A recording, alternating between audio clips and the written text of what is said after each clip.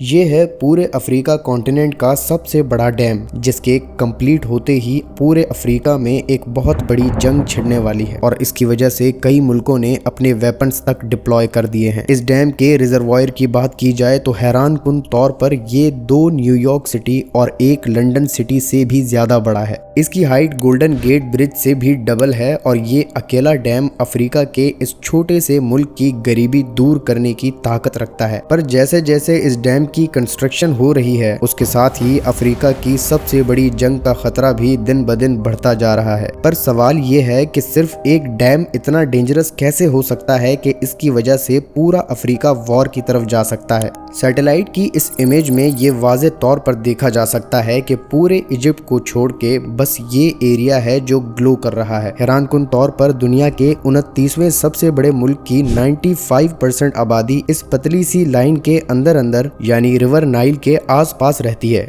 और इजिप्ट का capital Cairo city भी इसी लाइन के अंदर ही मौजूद है। यानी तकरीबन आधे से भी ज्यादा इजिप्ट कई सालों से खाली पड़ा हुआ है। पर आखिर इसकी वजह क्या है? दोस्तों, इजिप्ट दुनिया के उन मुल्कों में शुमार होता है जहां पानी लगभग ना होने के बराबर है, मगर कुदरत की तरफ से इजिप्ट को एक तोहफा मिला हुआ है जिसको रिवर नाइल कहा जाता है। यानी अगर किसी वजह से ये दरिया बहना बंद हो जाए तो इजिप्ट को शदीद पानी की किल्लत का सामना करना पड़ेगा। यानी फिर यूं कहें कि इजिप्ट इसके बगैर सरवाइव ही नहीं कर सकता। रिवर नाइल एक ऐसा पिलर है जिस पर पूरे इजिप्ट की इमारत टिकी हुई है और हिस्ट्री भी हमें यही बताती है कि इंसान उसी जगह आबाद हुए हैं जहां उनको पानी मिला, फिर चाहे वो इंडस सिविलाइजेशन हो या फिर पुरानी इजिप्शियन सिविलाइजेशन। और ये दरियाए नील पिछले हजारों सालों से इजिप्शियन सिविलाइजेशन से लेकर आज तक इजिप्ट की 112 मिलियन लोगों की पानी की खपत को पूरा करता आ रहा है। और दूसरी तरफ इजिप्ट का पड़ोसी सूडान आबाद है जिसकी आबादी 73% पानी की खपत इसी दरिया से पूरी करती है। पर दोस्तों, अब की रिपोर्ट देखें तो इथोपिया इस रिवर नाइल को ये जाइंट हाइड्रो पावर डैम बनाकर बंद करने जा रहा है, जिसकी कंस्ट्रक्शन तकरीबन मुकम्मल हो चुकी है। जिसके बाद इजिप्ट और सूडान ने इथोपिया को जंग की धमकी भी दी हुई है।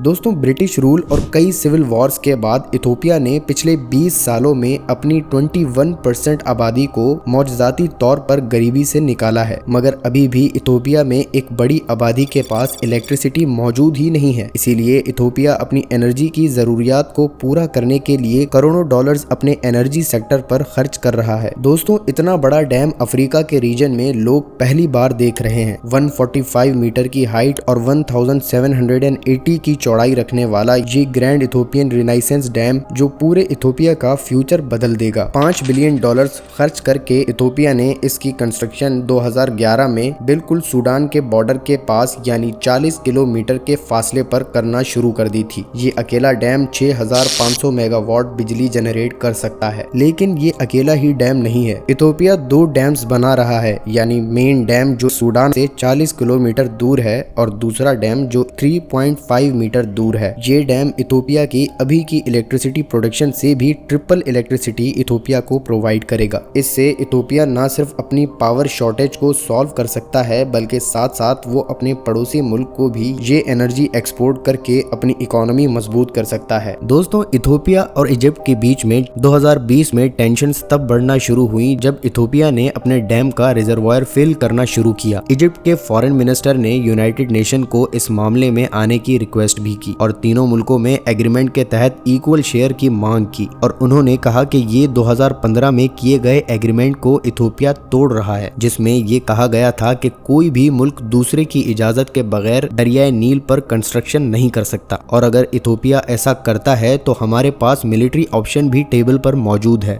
वहीं दूसरी तरफ इस कॉन्फ्लिक्ट को समझते हुए इथोपिया ने भी पूरे डैम के आसपास एंटी एयर मिसाइल्स इंस्टॉल कर दिए हैं। दोस्तों, दरियाए नील के बहने की 2 सोर्सेज हैं, जिसमें एक को कहा जाता है व्हाइट नाइल जो युगांडा, कीनिया और तंजानिया के बॉर्डर से स्टार्ट होता है और दूसरा ब्लू नाइल है जो इथोपिया से स्टार्ट होता है, जिस पर इथोपिया ये डैम बना रहा है। और ये दोनों व्हाइट और ब्लू नाइल सीधा जाकर सूडान के कैपिटल खार्तूम में जाकर कनेक्ट होते हैं, जिसके आगे इस रिवर को ब्लू या व्हाइट नाइल नहीं बल्कि सिर्फ रिवर नाइल कहा जाता है। जिसके बाद ये इजिप्ट में से होता हुआ मेडिटेरियन सी में जा गिरता है। आप इस रिवर के बारे में क्या जानते हैं? कमेंट में अपनी राय का इजहार जरूर कीजिएगा। अगर आपको ये वीडियो पसंद आई है तो इस वीडियो को लाइक और चैनल को सब्सक्राइब लाजमी कीजिएगा।